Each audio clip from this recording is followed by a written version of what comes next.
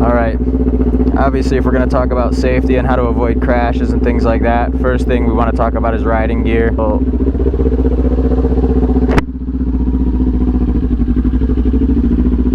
I have a video on essential riding gear. Check that out if you're curious what gear you should have for any type of riding. If you're not wearing a helmet, I think that's pretty dumb. I think the old saying of the if I crash on the motorcycle, I'm dead anyways, helmet or not.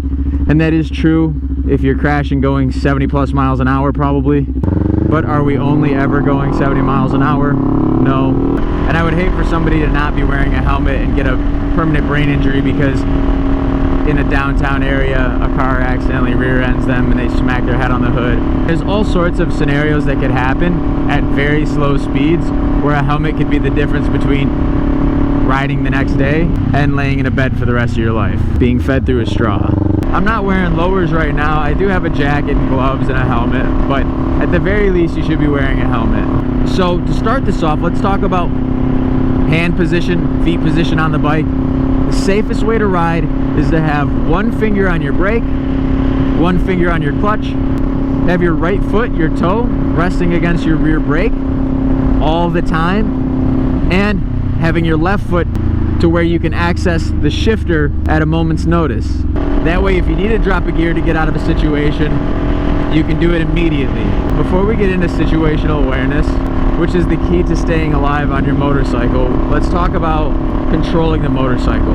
One way to speed up, and that's your throttle, and there's two ways to slow down. One, letting off the throttle, not holding the clutch and letting your engine brake, or using your actual brakes. When to use them, when not to use them. We'll talk about braking first, because braking is something that gets really overlooked, especially with beginner riders. You should not rely on your brakes a ton. You should trust your brakes when you need them, but you should try really hard to not need them. Give yourself plenty of space in front of you.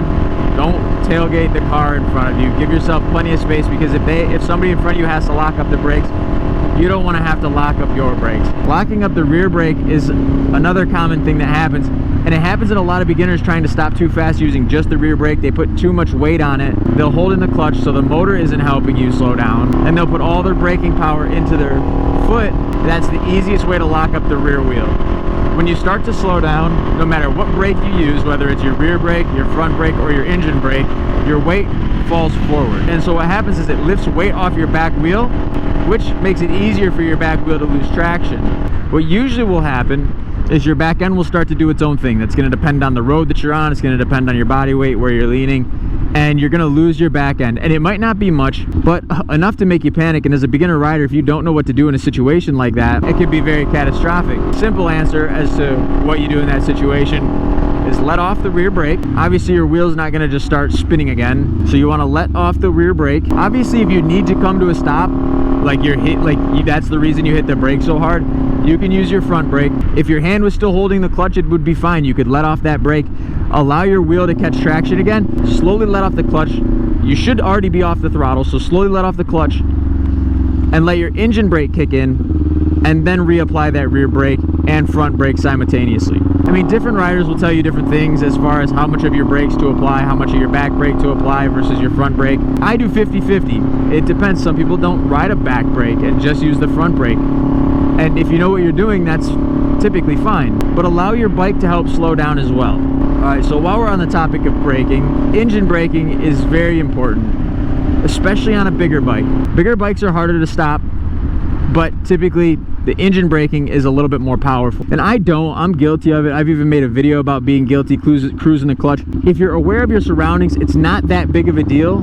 It's a bad habit to create, but if you understand the habit, it's not that big of a deal to do, because all you have to do is reapply the clutch and you're back to engine braking, full control. Drop the front end, you're not going to lose traction on the front end. Engine braking, very important when you're turning, when you're taking turns, not necessarily like at a red light, but when you're taking curves and things like that, you really want your clutch engaged. Two things. One, you're in control no matter what.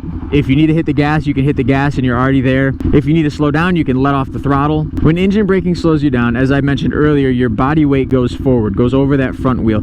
So often beginner riders will hold down the clutch while taking a turn, and the problem is it's an extra step. Things become a little bit more abrupt. It's easier if you're just in gear, I'm gonna roll this stop sign just to give you an example. It's easier if you're just in gear, something's going wrong in the turn, and then you just let off the throttle and your front wheel gets planted back on the ground. And by planted, I just mean your front wheel gets more weight added to it, becomes more stuck to the ground. So now let's talk about throttle. The throttle is the one thing you really have all of the control over. You can choose how fast you accelerate, you can choose how fast you go. A lot of your power is in this throttle. And as a beginner, getting a smaller bike is going to make this throttle a lot less dangerous, especially in panic situations when you're like, a car's pulling out in front of you and brakes aren't an option, so you have to hit the gas. A little too much power can do the exact opposite of what you want. Also talking turns and beginners, a lot of mistakes that beginners make is accelerating in turns. So accelerating while you're in a turn, you feel good, you're locked into the turn, you're tight, you feel good. Giving gas in a turn if you don't know what you're doing. So what happens when you pull the throttle? Front wheel comes up, you see my body weight goes back, my body position goes back. So your weight is lifted off the front end. So your front wheel that was planted really well into that turn, you have weight lifted off of it, allowing your front wheel to lose traction significantly easier and slide out. Let's talk situational awareness. The most important way to keep yourself safe on a motorcycle is to always be aware of your surroundings, always be aware of the situation ahead of you and the situation ahead of that. Situational awareness. I'm coming up to an intersection here. I'm looking at the car on the right and the car on the left, specifically the car on the right, to see if they're going to try to pull out, if they see me or not. Always be aware of the situation coming up. Car coming here. Are they going to stop at this? If it seems like they aren't going to stop, what am I going to do? Give it gas? Give it stop? This Jeep coming up in front of me here. If they pulled out right now, what am I going to do? Do I have time to hit the gas? Do I have time to hit the brakes? You always want to have that in the back of your head, especially at intersections, because that's when tons of accidents occur. This intersection, I'm staring at cars coming up to the left, cars coming up to the right like that one, especially ones that aren't coming to a stop very fast. Another place to pay attention is the freeway, especially if you're going to be speeding. Cars are very unpredictable. Most people are distracted nowadays, which makes it even more dangerous to be on a motorcycle out here. Always have an exit route plan. Whether your exit is hitting the gas, hitting the brakes, or switching lanes, or hopefully not, but worst case, laying the bike down, always figure out your exit route as fast as possible. A huge place where accidents happen all the time is going to be on like roads in the city that are, say, 3 lanes, 4 lanes wide with 35 to 55 mile an hour traffic. You have cars pulling out on the left and right of you, especially on these one-way streets, cars pulling out on the left and right. They're not paying attention for motorcycles. They're trying to see the next available option to pull out in front of a car, or far enough in front of a car. They're not looking for you. So you always have to be looking for them. And then know, if they pull out in the left lane, what am I going to do? If they pull out in the center lane, where am I going to go? It sucks to have to think about these things, but if you start to think about these things as a beginner rider, they'll just become second nature. This car over here in this Dollar General to the right of me, are they going to pull out? Do they see me? Looks like they see me, we're good. We can move on to the next scenario. If you're riding in a group, you don't have to be as observant, but honestly, you should be an attribute to the group and a team player, and you should be watching your guys' backs or your guys' lefts and rights. It's always about being one step ahead of the guy that's going to make the mistake. Because it happens, and people don't mean to, and it's not necessarily because people are idiots all the time. Sometimes they just honestly don't see you. We're on motorcycles, we're significantly smaller. This truck up here that's about to pull out in front of me, you know, if he pulled out in my lane, would I have to stop? Would I have to merge into the left lane to get out of the way? Things like that. You always need to be one step ahead of the idiots on the road. And like I said, not all of them are idiots. Sometimes it's an honest mistake, but an honest mistake can cost a life, and we don't want to risk that. I want every single one of you guys to get home safe. There's nothing that's going to keep people off their phones.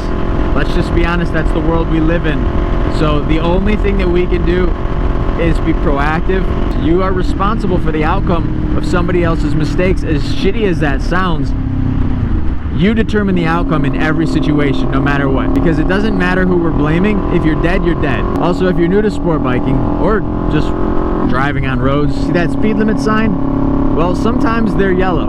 And that's not a speed limit sign, but it's a speed recommendation sign.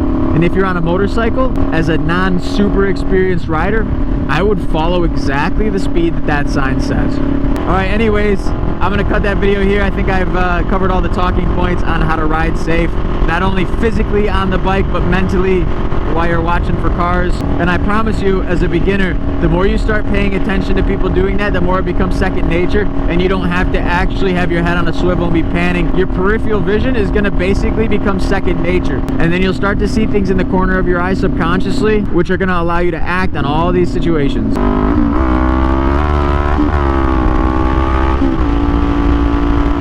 Alright, anyways, that's my tips on how to stay safe on a motorcycle. Please, please, please wear your gear. Look out for other cars. It's your responsibility to keep yourself alive. Thank you for watching. If you like content like this, click the subscribe button. If you like this video, click the like button. It lets me know that I'm making content that you enjoy. Comment if you have any questions or any tips of your own that I may have missed in this video, or if you just think that everything I said is wrong and you want to correct me, feel free. Like this, you gotta watch out for those guys, especially in these roundabouts. Anyways, love you all. Hope you all make it home at the end of the night. Ride safe.